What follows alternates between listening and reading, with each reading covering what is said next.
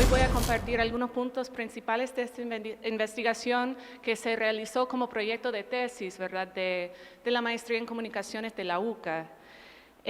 Como bien dice Roger, las personas al centro de este estudio constituyen un sector que ha vivido algunos de los fenómenos que más ha marcado el país en la posguerra, ¿verdad?, que es la migración, la deportación y la globalización.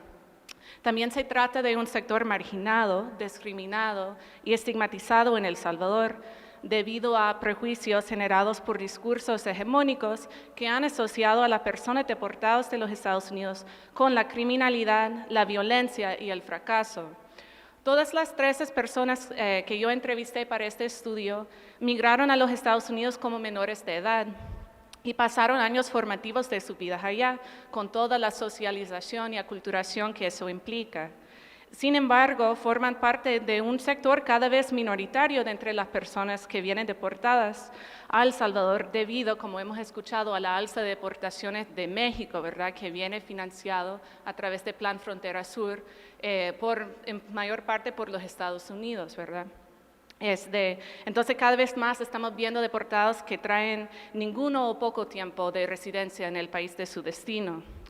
A pesar de que constituyen una población única en el país, existe muy poca investigación académica, periodística o oficial sobre ellos en El Salvador, y las propias voces de las personas que han sido deportadas están ausentes de muchas investigaciones sobre la deportación en el país, aunque eso ya se va cambiando. Por lo tanto, mi esperanza es que esta investigación sirve para dar insumos críticos al estudio de la migración y deportación en El Salvador, a través de las interpretaciones, perspectivas y experiencias propias de las personas que han sido deportadas, y con esa nueva consideración importante, ¿verdad?, que es la participación laboral en el sector creciente de los call centers en el país, y cómo esa experiencia figura en la construcción y negociación de sus identidades.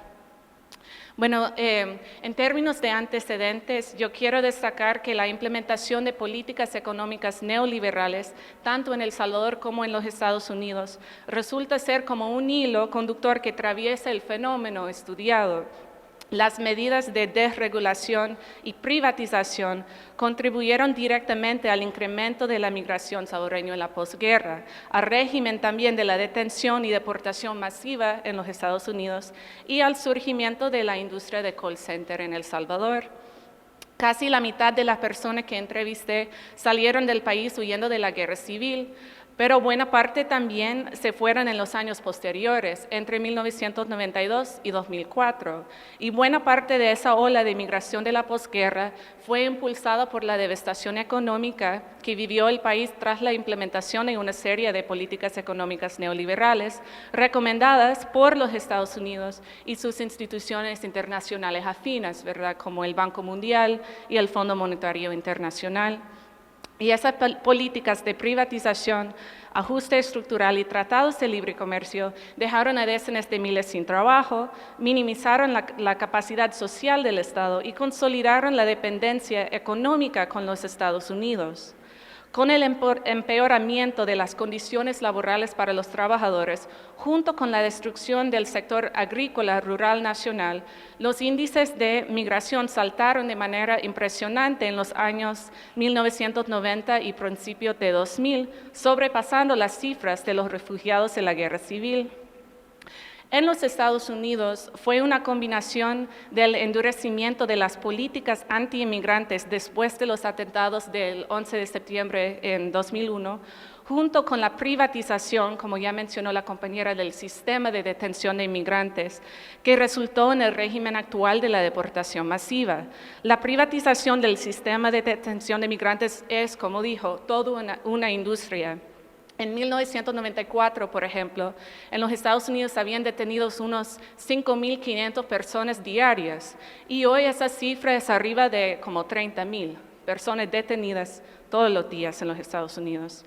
Aprovechando de la nueva coyuntura post-9/11, esas mismas empresas carcelarias privadas han constituido el impulso principal detrás de las nuevas políticas anti-inmigrantes en los Estados Unidos, porque más personas detenidas, más ganancias sacan, ¿verdad?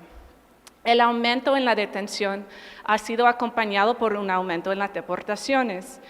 Y aquí quizá podemos pasar al primer, bueno, está un poco raro el gráfico, pero aquí pueden ver que, bueno, por ejemplo, de las personas deportadas a El Salvador en el año 2014 tenemos casi 29,000 deportados solamente por vía avión, ¿verdad?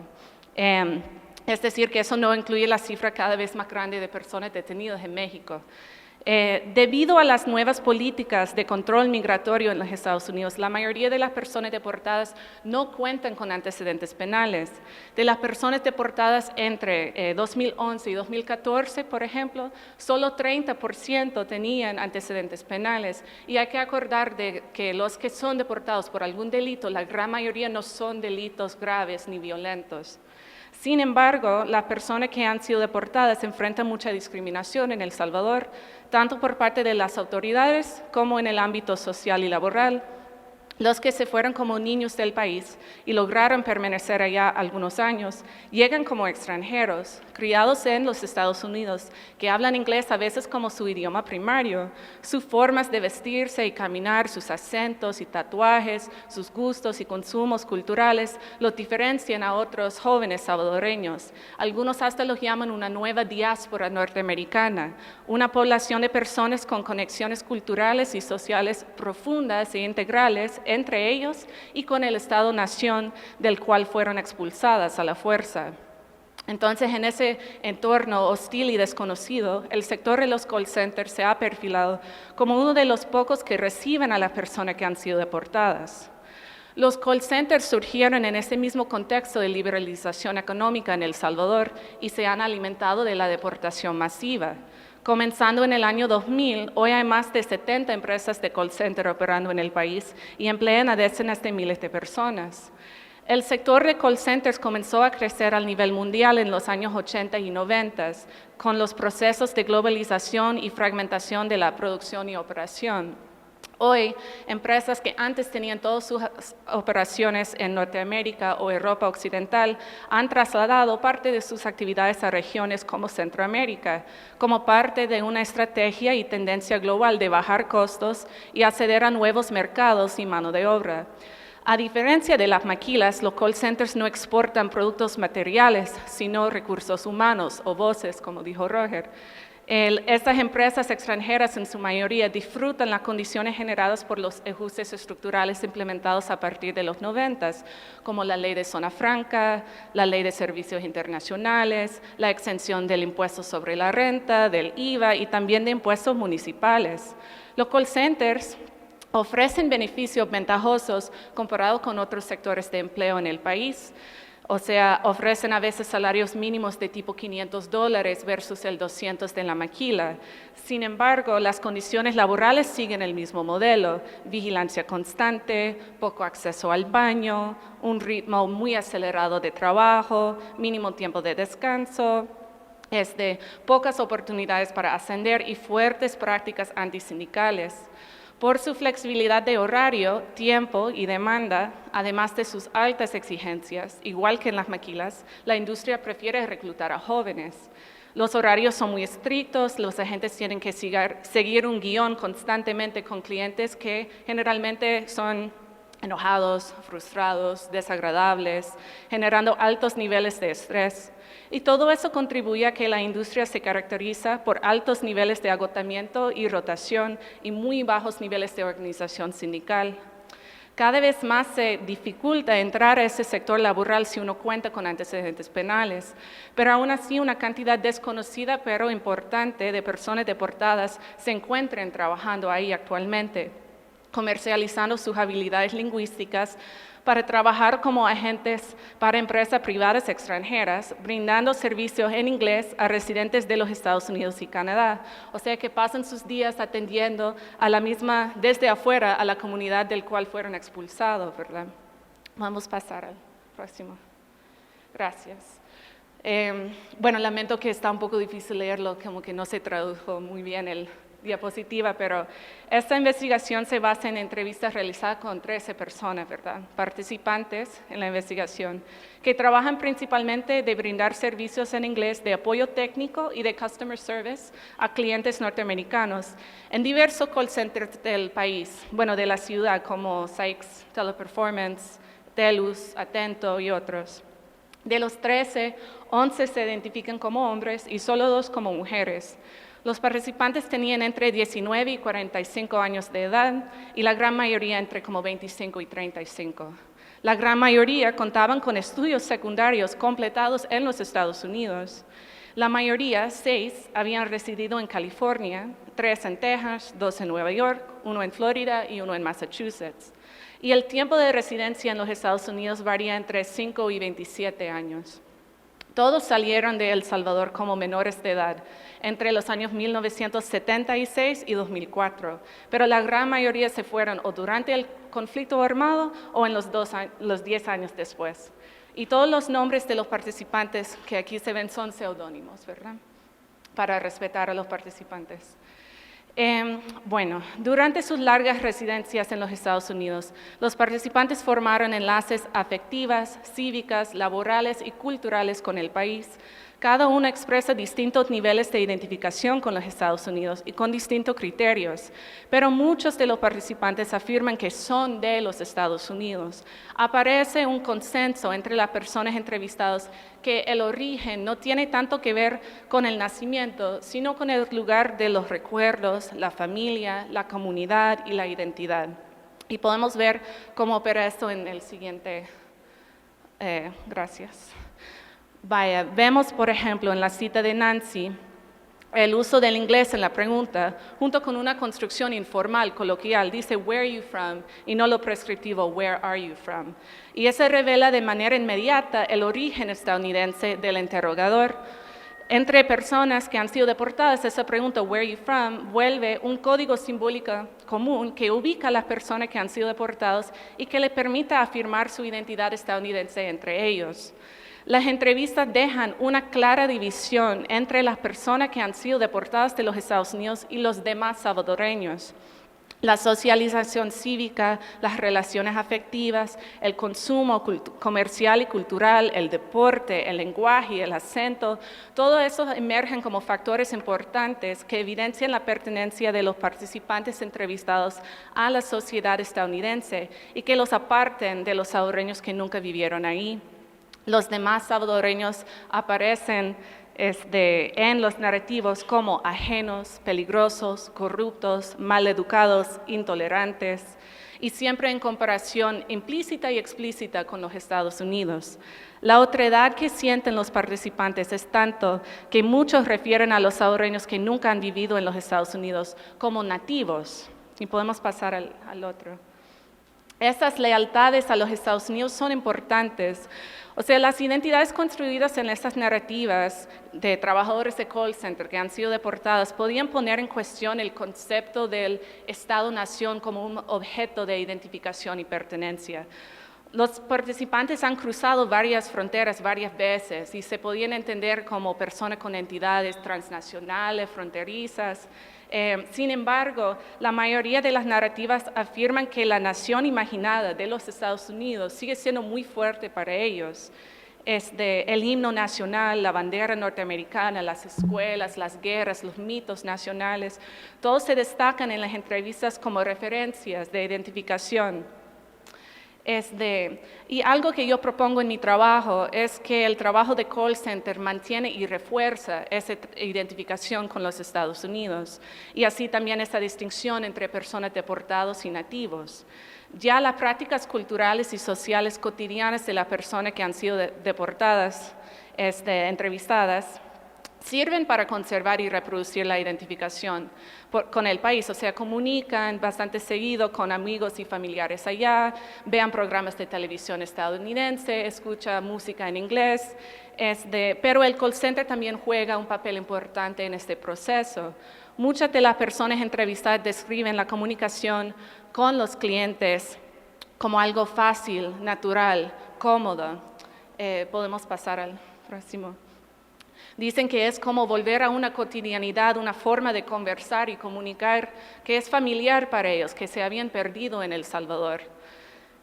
Casi todos los participantes señalan que han sido obligados a cambiar elementos de su aspecto físico o comportamiento al llegar a El Salvador.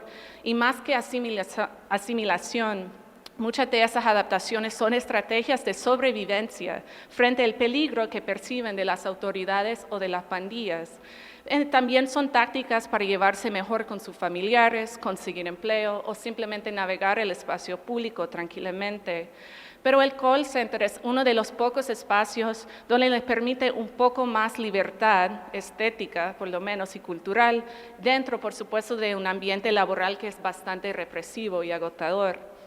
Pueden hablar inglés, pueden vestirse como quieran, hablar con clientes sobre partidos de fútbol norteamericano, hasta se celebran algunos festivales norteamericanos dentro de los call centers. Entonces el call center funciona como un tipo de portal a los Estados Unidos, y que permite, incluso promueve las expresiones culturales estadounidenses. Entonces, para las personas que han sido deportadas, el call center sirve también como cierto respiro de la sociedad como desconocida de El Salvador. Y yo considero además que el trabajo de call center permite revertir hasta cierto punto el estigma que sufren las personas deportadas. Algunas personas entrevistadas vivían el estigma de ser un inmigrante indocumentado en los Estados Unidos, pero todos vivían el estigma de ser una persona deportada en El Salvador. En el call center, el mismo atributo que les asigna el estigma en la sociedad salvadoreña, o sea, el hecho de haber sido deportado de los Estados Unidos, es precisamente lo que les vuelve indeseable para la empresa. El call center, entonces, emerge como uno de los pocos espacios en que se vuelve posible recuperar un poco de estatus y dignidad. Ahora, otra propuesta de mi investigación tiene que ver con el concepto que es planteado por un crítico que se llama Nicolás de Genova, que es la deportabilidad. De Genova considera que la amenaza constante de ser deportado que viven los migrantes no documentados sirve para producir una población de trabajadores vulnerables que son deportables y que esa vulnerabilidad facilita su explotación laboral en países como los Estados Unidos. Entonces yo propongo como otra dimensión teórica ese concepto que es una deportabilidad que sigue operando después de la deportación. En la deportación se extiende de alguna forma la soberanía del país deportador más allá de sus fronteras. Claro, sabemos que los Estados Unidos siempre ejerce poder más allá de su terreno, ¿verdad? Pero la deportación funciona de otra forma también. El control que el Estado norteamericano mantiene es invisible sobre los cuerpos de las personas deportadas y eso se ejerce a través de la prohibición de cruzar la frontera estadounidense otra vez por un periodo fijo, a veces como de 10 años, con la amenaza de años en la cárcel antes de otra deportación, ¿verdad?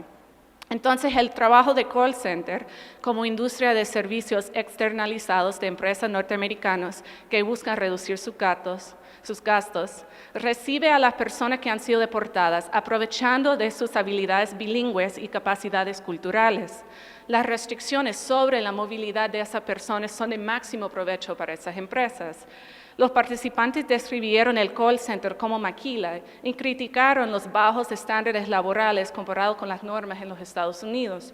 Sin embargo, también reconocen que es una de las pocas opciones laborales en el país que les permite un ingreso relativamente digno. Así, la deportabilidad sigue operando después de la deportación, reproduciendo una población de trabajadores vulnerables para la explotación del mismo capital norteamericano, solo ahora desde El Salvador. Bueno, a petición de sus empleadores, muchos agentes de call center tienen que adoptar nombres anglosajones o mentir sobre su ubicación geográfica cuando hablan con los clientes. Así las empresas buscan evitar confrontaciones e incomodidades. También buscan invisibilizar la externalización de los servicios y la deportación. Ahora, la mayoría de las personas entrevistadas no tenían que fingir mucho. Ya hablan inglés con fluidez, con un acento norteamericano, ya cuentan con las habilidades de conversación y referencias culturales necesarias para aparentar su norteamericanidad frente al cliente.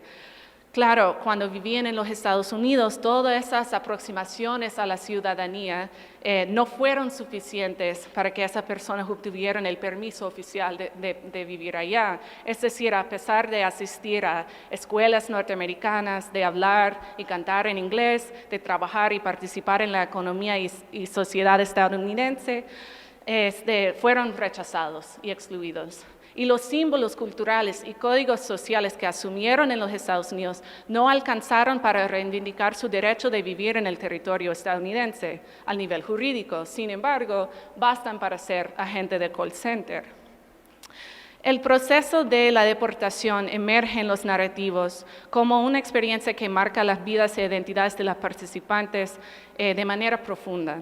En las entrevistas, la deportación se representa como un castigo moral, como un renacimiento y también como una injusticia. Podemos pasar al siguiente. A pesar de lamentar a sus condiciones y experiencias personales, es notable que muchos de los participantes no disputaron a la lógica general del régimen de la deportación. Varios de los participantes argumentaron la injusticia de su propio caso, pero como excepción a los demás. Y esa tendencia de recurrir a su propia excepcionalidad suele reforzar una binaria dominante de inmigrantes buenos y malos, los que merecen estar ahí y los que merecen ser expulsados. Y todo eso sugiere que se puede entender el proceso de la deportación como un proceso muy neoliberal, a través de lo cual el individuo se tiene que asumir la responsabilidad por lo que realmente es una violación de sus derechos, ¿verdad? El éxito de esta lógica neoliberal de la deportación parece contribuir además a la falta de resistencia organizada por parte de ese sector al centro de mi estudio, quienes suelen reproducir ese discurso oficial, asumiendo la responsabilidad de su deportación y reduciendo la negación de su derecho de emigrar a un asunto moral, una transgresión individual. Y esta lógica impide la clase de reivindicaciones colectivas que tal vez podían incidir más en sus condiciones precarias y marginales en la sociedad salvadoreña. Parece además que el call center contribuye a reforzar esta lógica neoliberal individualizadora. En el call center los agentes son orientados a pensar en su rendimiento individual, incentivados con bonos y premios. Y los call centers suelen proyectar imágenes de éxito a través de la entrega y la disciplina personal. Y muchas de las personas entrevistadas describen el trabajo como una herramienta de su propia reformación moral. Así, la potencia reivindicativa de las personas que han sido deportadas como colectivo se debilita. Bueno, para cerrar, yo creo que está claro que la discriminación, el estigma y marginación que enfrentan las personas que han sido deportadas a El Salvador no se puede abordar de todo sin reconocer los problemas de fondo, que son mucho más amplios. Por un lado está la política migratoria norteamericana y por otro están las causas estructurales de la migración masiva, ¿verdad? Y entre ellos la implementación de ese tipo de políticas neoliberales que tanto ha dañado a la fábrica productiva y social de la sociedad aquí en el país. Aún así, los resultados de mi estudio ofrecen algunas posibles lecciones para la política pública y otras instituciones en cuanto a medidas que se puede tomar de manera como intermedia. Por ejemplo, dada la fuerte identificación con los Estados Unidos expresada por los participantes, valdría la pena que el salvadoreño repensara los programas de recepción y reintegración de personas retornadas, con atención a las personas que nunca se habían integrado a la sociedad salvadoreña. Eso implicaría, por ejemplo, la oferta de enseñanza de español, o una introducción básica a la geografía, historia, cultura, política y normativa jurídica del país. También se podía revisar las políticas de contratación en las industrias privadas y públicas para reducir la discriminación que enfrentan personas que cuenten con antecedentes penales en los Estados Unidos. Además, se podía pensar en formas de promover y dinamizar la organización de personas que han sido deportadas para que puedan identificar sus necesidades prioritarias y abogar y luchar por ellos como colectivo, asumiendo así una ciudadanía plena, reivindicativa y participativa. Los resultados también apuntan a la necesidad de escuchar las voces de las personas que han sido deportadas en más ocasiones, tanto en los medios oficiales y comerciales como en la academia salvadoreña. Y la presencia de las perspectivas diversas en el discurso público tendría un impacto importante en disminuir el estigma que tanto criminaliza y margina a las personas que son deportadas de los Estados Unidos a El Salvador. Muchas gracias.